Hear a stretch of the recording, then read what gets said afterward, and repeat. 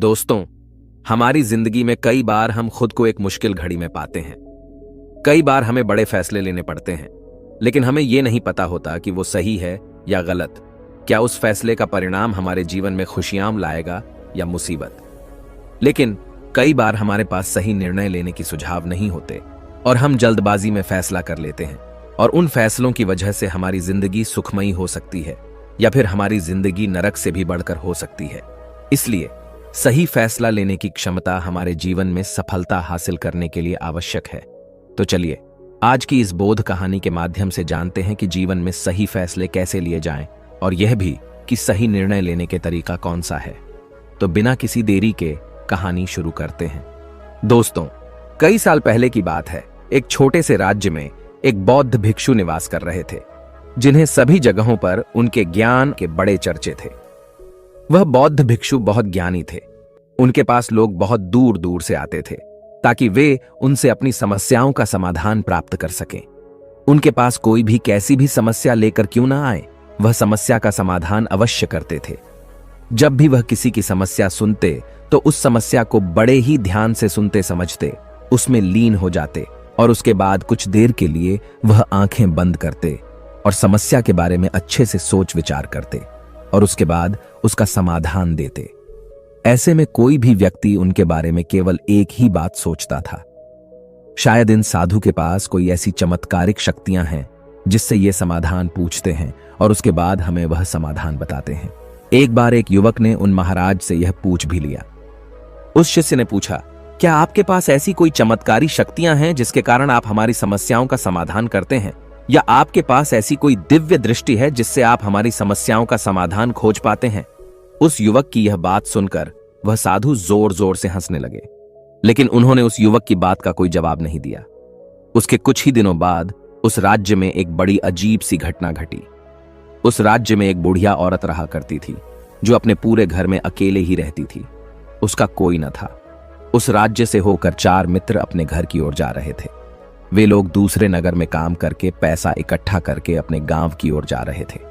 यह बात बहुत पुराने जमाने की है, जब यातायात के साधन न हुआ करते थे, इसलिए वे लोग पैदल ही यात्रा किया करते थे। इसी कारण वे चारों मित्र अपने अपने धन को इकट्ठा करके अपने गांव की ओर प्रस्थान कर रहे थे। उन चारों ने अपना अपना धन एक छोटी सी पोटली में रखा था और उसी पोटली में उन सबकी सारी कमाई थी। तभी उन चारों मित्रों में से एक मित्र कहता है, मित्रों, इस तरह से यदि हम अपना धन अलग अलग रखेंगे तो इससे हमारा धन चोरी हो सकता है। क्यों ना हम अपना सारा धन एक ही पोटली में रख दे, जिससे हम सब इस पर ध्यान भी दे सकेंगे और हमारा धन सुरक्षित भी हो जाएगा। और जब हम अपने गांव पहुंच जाएंगे तो हम वहां पर अपना अपना हिस्सा इसमें से ले लेंगे। उन तीनों मित्रों ने उस युवक की बात मान ली और वे सभी मिलकर अपना धन एक ही पोटली में रख देते हैं और वे सभी मिलकर अपने गांव की ओर आगे बढ़ते हैं। चलते चलते काफी समय बीत चुका था और अब रात्रि होने वाली थी। तभी आगे चलकर रास्ते में उन्हें एक घर दिखाई दिया, जहां पर एक बूढ़ी औरत रहा करती थी। रात्रि का समय भी हो चुका था और उन चारों मित्रों को रात रुकने के लिए कोई न कोई जगह की आवश्यकता भी थी। ऐसे में उन चारों ने मिलकर यह योजना बनाई कि वे लोग आज रात इसी घर में ठहरेंगे। इसलिए वे चारों लोग उस घर की ओर आगे बढ़ते हैं। उस घर का दरवाजा खटखटाते हैं। तभी सामने से एक बूढ़ी औरत दरवाजा खोलती है और उन चारों मित्रों में से एक मित्र हाथ जोड़कर उस बूढ़ी औरत से कहता है, माताजी, हम अपने गांव की ओर जा रहे थे, लेकिन यहां रास्ते में ही रात हो गई और अब हम इतनी रात में सफर नहीं कर सकते। इसलिए हमारी आपसे विनती है कि हम आपके यहां पर एक रात रुकना चाहते हैं। कल सुबह होते ही हम यहां से चले जाएंगे। उस बूढ़ी औरत ने काफी देर सोच विचार किया और उसके बाद वह बूढ़ी औरत कहती है, ठीक है, तुम सभी आज रात के लिए यहां पर रुक सकते हो। मुझे कोई दिक्कत नहीं, मैं खाना बनाने जा रही हूं। कहो तो तुम लोगों के लिए भी बना दूं। उन चारों ने सहमति जताते हुए कहा, हां बिल्कुल। उसके बाद उन चारों मित्रों ने वर्धन की पोटली उस बूढ़ी औरत को थमा दी और कहा, माताजी, इस पोटली में हमारे साल भर की कमाई है। हम चारों ने अब तक का अपना सारा कमाया हुआ धन इसी पोटली में रखा है और अब हम इसे आपको सौंपते हैं, क्योंकि यह हम चारों से ज्यादा आपके पास सुरक्षित होगा। हम बस इतना चाहते हैं कि यदि हम चारों में से कोई एक व्यक्ति से लेने आए तो आप इस पोटली को उसे मत देना, जब तक कि हम चारों एक साथ इस पोटली को लेने ना आए। तभी वह बूढ़ी औरत कहती है, ठीक है बेटा, यदि तुम चारों एक साथ आओगे तभी मैं इस पोटली को आपको सौंपेंगी। और वैसे भी आप लोग तो सुबह यहां से चले जाने वाले हैं, मैं आपको सुबह ही यह पोटली थमा दूंगी। वह धन की पोटली उस बूढ़ी औरत को थमाकर चारों मित्र निश्चिंत हो जाते हैं कि अब उनका धन सुरक्षित है, और वे लोग खाना खाकर सो जाते हैं। अगली सुबह जब वह चारों उठते हैं तो सभी लोग अपनी आगे की यात्रा के लिए तैयारियां शुरू कर देते हैं। उन चारों नौजवानों में से एक नौजवान थोड़ा सा बदमाश था। वह अपने उन तीनों मित्रों से कहता है, भाइयों, इस बूढ़ी औरत ने हमारी रात भर खातिरदारी की है, हमें अच्छा भोजन खिलाया, सोने के लिए अच्छी जगह दी, रात भर यहां सर छुपाने के लिए एक अच्छा मकान दिया, और हमने अब तक उसके लिए कुछ नहीं किया। वह बूढ़ी औरत अकेले ही खेतों में काम कर रही है। क्या हम सभी यहां से जाने से पहले इस बूढ़ी औरत की मदद नहीं कर सकते? उस बदमाश नौजवान ने मन ही मन यह योजना बना ली थी कि वह किसी तरह से भी उस बुढ़िया से पोटली हासिल करके ही रहेगा। बाकी के तीनों मित्र उसकी बातों में आ जाते हैं और वे सभी मिलकर उस बुढ़िया की मदद करने अर्थात खेतों में काम करने के लिए चल पड़ते हैं। वे सभी मिलकर खेतों का काम कर ही रहे थे कि तभी वह बदमाश नौजवान अपने बाकी तीनों मित्रों से कहता है, मित्र, मुझे जोरों की प्यास लग गई है, मैं जरा उस बूढ़ी औरत से पानी मांग कर लाता हूं। वह बाकी मित्र भी अब काफी थक चुके थे, उन्हें भी जोरों की प्यास लगी थी, इसलिए वह तीनों मित्र उसे वहां से जाने की अनुमति दे देते हैं। जैसे ही वह बदमाश उस बूढ़ी औरत के पास पहुंचता है, वह उस बूढ़ी औरत से कहता है, माताजी, अब हम यहां से जा रहे हैं, कृपया करके हमारे धन की पोटली हमें वापस दे दें। इस पर वह बूढ़ी औरत कहती है, नहीं नहीं, जब तक तुम चारों एक साथ न हो तब तक मैं वह पोटली किसी को नहीं दे सकती।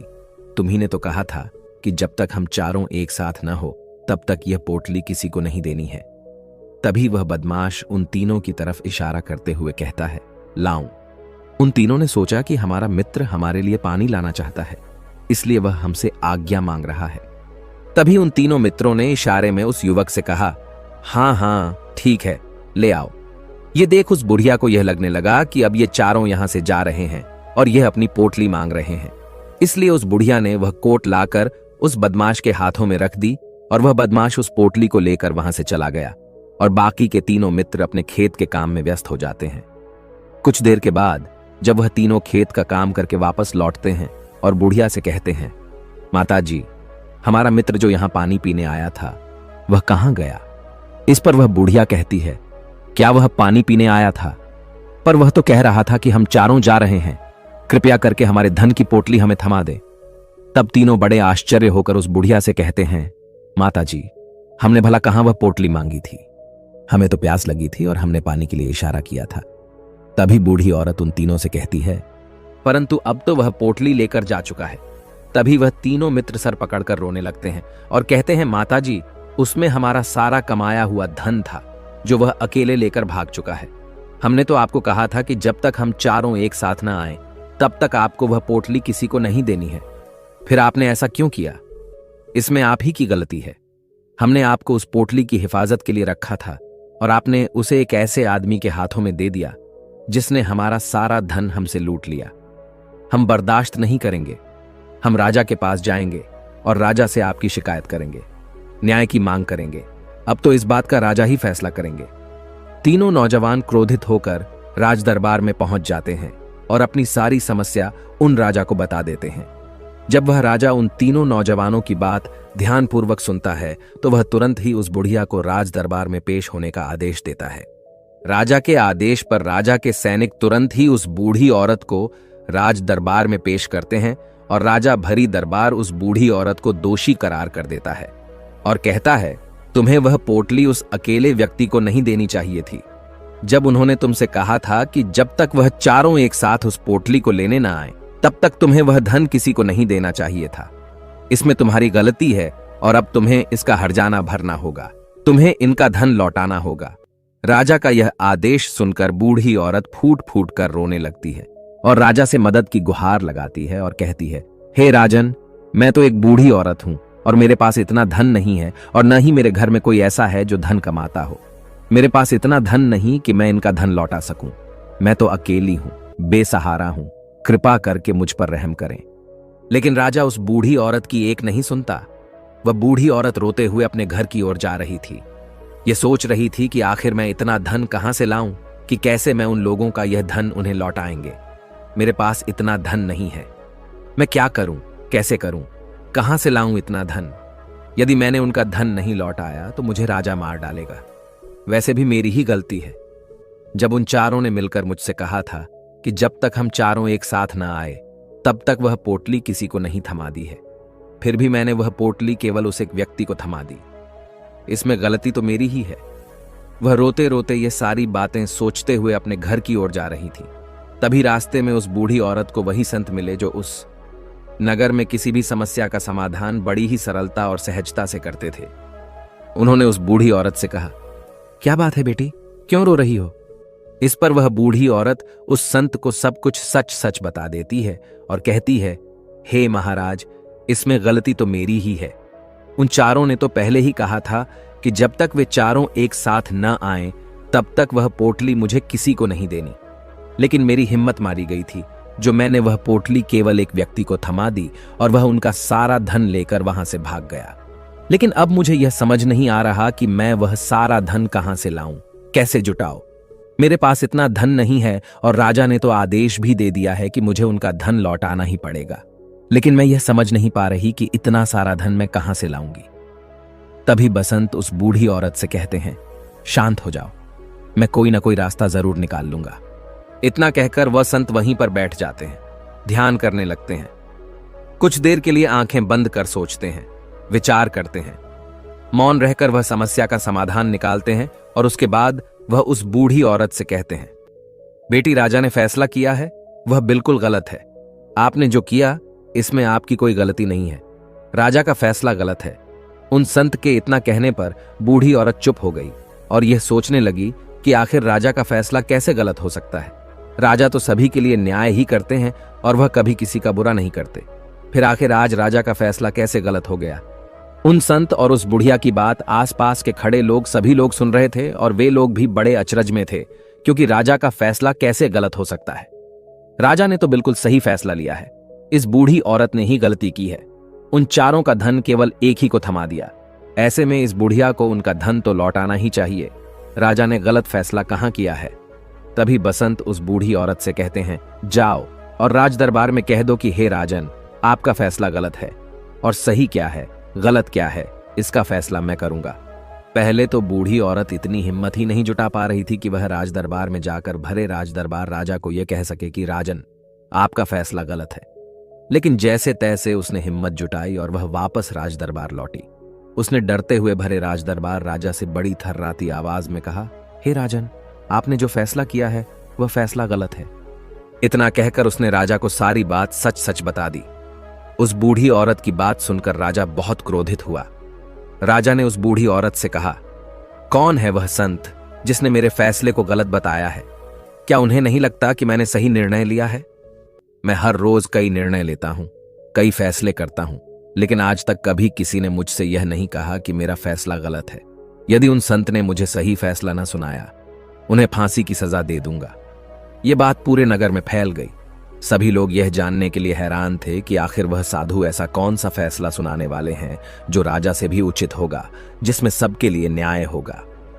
राजा ने अपने सैनिकों को तुरंत ही आदेश दिया कि जाओ और संत को राज दरबार में लाओ। राजा की आज्ञा के अनुसार वे सैनिक तुरंत ही उन संत को लेने के लिए निकल पड़े। वे लोग कुछ ही देर बाद उन संत को लेकर राज दरबार पहुंचे। राज दरबार में सभी लोग उपस्थित थे और सभी लोग उन संत के फैसले का इंतजार कर रहे थे। उन संत को देखकर राजा कहता है, महाराज, आपको ऐसा क्यों लगता है कि हमने जो फैसला किया है वह गलत है? इस बुढ़िया ने यह वादा किया था कि वह चारों लोगों को एक साथ ही वह पोटली थमाई गई। फिर आखिर उसने अपना वादा क्यों तोड़ा? इसने यह गलती क्यों की कि इसने केवल एक ही को पोटली थमा दी और वह उनका सारा धन लेकर यहां से भाग गया? तो क्या इसमें इसकी गलती नहीं है? क्या इसे इनका धन नहीं लौटाना चाहिए? इस पर वह साधु बड़ी विनम्रता से राजा से कहते हैं, हे राजन, यह आपका फैसला था, लेकिन मैं आपसे कुछ कहना चाहता हूं। इस पर राजा कहता है, ठीक है, कहिए, आप क्या कहना चाहते हैं? इस पर वह साधु बड़ी विनम्रता से राजा से कहता है, हे राजन, जैसा कि वादा किया गया था कि पोटली एक साथ उन चारों को ही दी जाएगी, तो अभी तो यह केवल 3 है। चौथा कहां है? तो इनसे कहिए कि यह लोग यहां से वापस जाएं और अपने उस चौथे मित्र को यहां लेकर आएं, तभी इनका धन वापस किया जाएगा। और वादा भी ऐसा ही किया गया था कि जब तक चारों लोग एक साथ न हो तब तक उनका धन उन्हें नहीं लौटाया जाएगा। और यदि यह बूढ़ी औरत इन तीनों को धन लौटा देती है तो यह बूढ़ी औरत अपना वादा तोड़ देगी और यह सही नहीं है। इसलिए यदि आप चाहते हैं कि इनका धन लौटाया जाए तो पहले इनसे कहिए कि ये लोग जाएं और अपने उस चौथे मित्र को यहां पर वापस ले आएं। उस राज दरबार में हर कोई इस बात को सुनकर बहुत खुश हुआ। सभी ने उन संत की बहुत तारीफ की। राजा भी उन संत के इस फैसले से पूरी तरह से सहमत था। राजा तुरंत ही उन संत के सामने सिर झुका लेता है और हाथ जोड़कर उनसे कहता है, हे महाराज, आपका यह फैसला इतना सही कैसे हो सकता है? आखिरी बात मेरे दिमाग में आई क्यों नहीं? मैंने इस बात को इस तरह से सोचा क्यों नहीं? तभी वह साधु उस राजा से कहते हैं, हे राजन, आपके पास और भी काम होते हैं। आप दिन भर व्यस्त रहते हैं और आपको जल्दीबाजी में फैसले लेने पड़ते हैं। आपने इस मामले को सुना समझा, लेकिन इसे देखने में आप गलती कर गए। इसे आपने केवल ऊपरी तौर पर देखा। आपने इसकी गहराई तक जाने का प्रयास तक नहीं किया। यदि आपने इस मामले की गहराई को देखा होता, समझा होता, तो आप भी इसी नतीजे पर आते। जब तक हम किसी मामले की गहराई तक नहीं जाते तब तक हम उसका सही समाधान नहीं निकाल सकते। लेकिन हम में से अधिकांश लोग तो अपने फैसले केवल जल्दीबाजी में लेना चाहते हैं, भले ही वह मामला कितना भी गंभीर क्यों ना हो।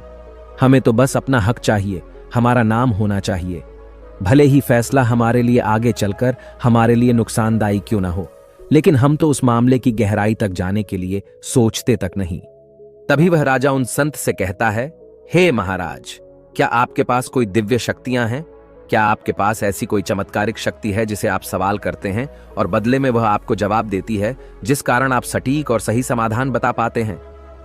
राजा की यह बात सुनकर वसंत मुस्कुराने लगे और राजा से कहते हैं, हे राजन, यह सवाल मुझसे कई लोगों ने पूछा है और मैंने कभी किसी का कोई जवाब नहीं दिया। लेकिन आप इस राज्य के राजा हैं, इसलिए मैं आपके इस प्रश्न का उत्तर देता हूं। आप में से कई लोगों को यहां ऐसा लगता है कि मेरे पास कोई ऐसी शक्तियां हैं जिससे मैं बात कर सकता हूं, जिससे मैं कोई भी समस्या का समाधान पा सकता हूं। लेकिन मैं आप लोगों को एक बात सच सच बता देता हूं, मेरे पास ऐसी कोई शक्तियां नहीं हैं। मैं तो केवल हर मामले की गहराई तक सोचता हूं, उस बात पर विचार करता हूं, और जब मैं विचार करता हूं तो मेरे सामने कई सारे समाधान आते हैं, और जो समाधान मेरे सामने आते हैं मैं उन पर भी विचार करता हूं, उनके बारे में भी गहराई तक जाता हूं। और जब मुझे लगता है कि इस समस्या का समाधान यही होना चाहिए, तभी मैं समाधान उस व्यक्ति को देता हूं ताकि वह अपनी समस्या का समाधान कर सके। अब आप ही सोचिए, आप जल्दीबाजी में यह फैसला लेकर इस बुढ़िया का जीवन पूरी तरह से बर्बाद कर देते। हमारा पूरा जीवन केवल एक फैसले पर निर्भर करता है। यदि वह फैसला सही हुआ तो हमारा जीवन अच्छा बन जाएगा, और यदि वह फैसला गलत निकला तो हमारा जीवन नर्क से भी बदतर हो सकता है। इसलिए यदि आप सही और सटीक फैसला लेना चाहते हैं तो आपको मौन रहना सीखना पड़ेगा। मौन रहकर उस पर विचार करना सीखना होगा, क्योंकि हमारे फैसले ही हमारा भविष्य तय करते हैं, हमारी जिंदगी का अगला पड़ाव तय करते हैं। फिर चाहे वह फैसले छोटे हों या बड़े, वे ही हमारी जिंदगी को निर्धारित करते हैं। इसलिए सबसे पहले हमें सही फैसले लेने के लिए मौन रहना सीखना आवश्यक है, उन पर विचार करना आवश्यक है। और जब आप ऐसा करते हैं तो आपके सामने एक ही समस्या के कई सारे समाधान निकल कर आते हैं, और जब आप उन पर गौर करेंगे तो आपको यह समझ में आएगा कि उन फैसलों का समाधान कैसा होना चाहिए, कि समाधान से आपको क्या फायदा होगा और क्या नुकसान होगा।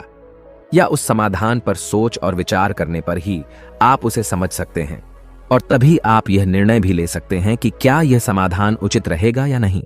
और यह सब संभव हो सकता है यदि हम कम बोलना शुरू करें।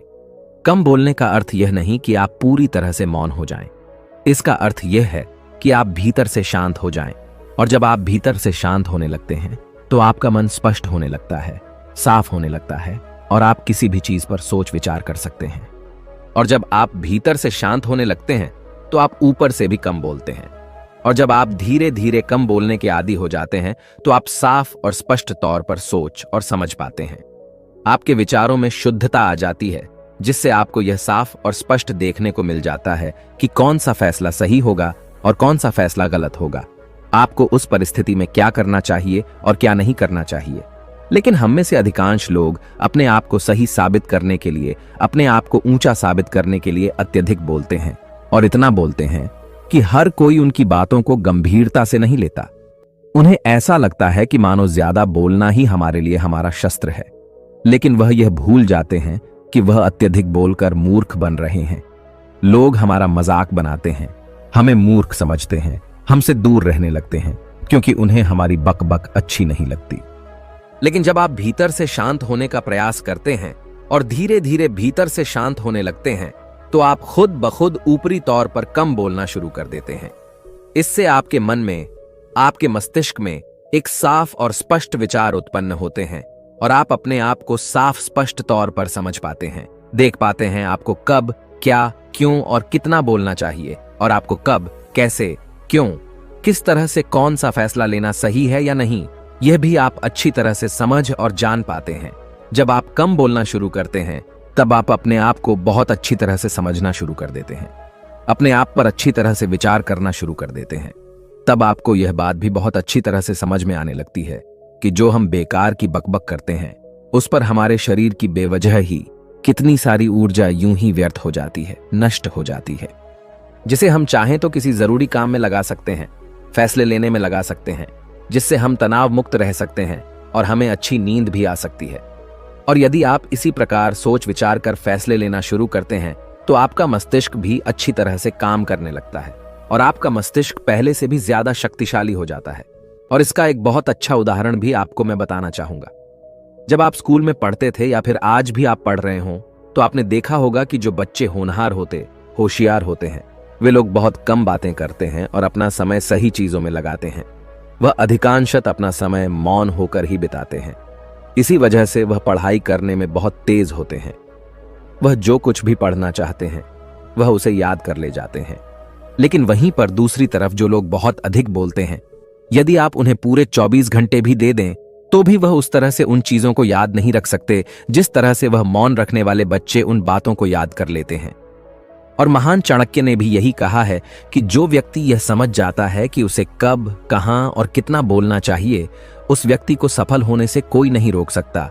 और आप इतिहास उठाकर देख सकते हैं, आज तक जो भी लोग महान हैं, जो लोग भी सक्सेसफुल बने हैं, उन लोगों की आदत बहुत कम बोलने की है। उनका पूरा ध्यान केवल अपने लक्ष्य पर होता है और अपना पूरा समय वह अपने लक्ष्य को पाने में ही लगा देते हैं। इसीलिए आपको भी यह आदत अपने जीवन में उतारनी चाहिए। और कम बोलने का अर्थ यह नहीं कि आप ऊपर से कम बोलें, बल्कि आप भीतर से कम बोलिए, भीतर से शांत रहिए। यदि आप रोज इसका अभ्यास करते हैं, तो केवल कुछ दिनों में ही इससे होने वाले लाभ आपको आपके सामने नजर आने लगेंगे। लेकिन वहीं पर दूसरी तरफ जो लोग बहुत अधिक बोलते हैं, यदि आप उन्हें पूरे 24 घंटे भी दे दें, तो भी वह उस तरह से उन चीजों को याद नहीं रख सकते जिस तरह से वह मौन रखने वाले बच्चे उन बातों को याद कर लेते हैं। और महान चाणक्य ने भी यही कहा है कि जो व्यक्ति यह समझ जाता है कि उसे कब, कहां और कितना बोलना चाहिए, उस व्यक्ति को सफल होने से कोई नहीं रोक सकता। और आप इतिहास उठाकर देख सकते हैं, आज तक जो भी लोग महान हैं, जो लोग भी सक्सेसफुल बने हैं, उन लोगों की आदत बहुत कम बोलने की है। उनका पूरा ध्यान केवल अपने लक्ष्य पर होता है और अपना पूरा समय वह अपने लक्ष्य को पाने में ही लगा देते हैं। इसीलिए आपको भी यह आदत अपने जीवन में उतारनी चाहिए। और कम बोलने का अर्थ यह नहीं कि आप ऊपर से कम बोलें, बल्कि आप भीतर से कम बोलिए, भीतर से शांत रहिए। यदि आप रोज इसका अभ्यास करते हैं, तो केवल कुछ दिनों में ही इससे होने वाले लाभ आपको आपके सामने नजर आने लगेंगे। दोस्तों, आपने आज के इस वीडियो से क्या सीखा, वह मुझे आप कमेंट में बता सकते हैं। इसी के साथ में उम्मीद है कि आपको आज की वीडियो पसंद आई होगी। तो इस वीडियो को उस इंसान को शेयर करें जिससे यह कहानी सुनने की जरूरत है, और उसी के ठीक बाद चैनल को सब्सक्राइब करें। तो चलिए फिर मिलते हैं ऐसी एक और नई वीडियो में एक नए मैसेज के साथ। तब तक के लिए अपना ख्याल रखें। धन्यवाद और नमो बुद्धाय।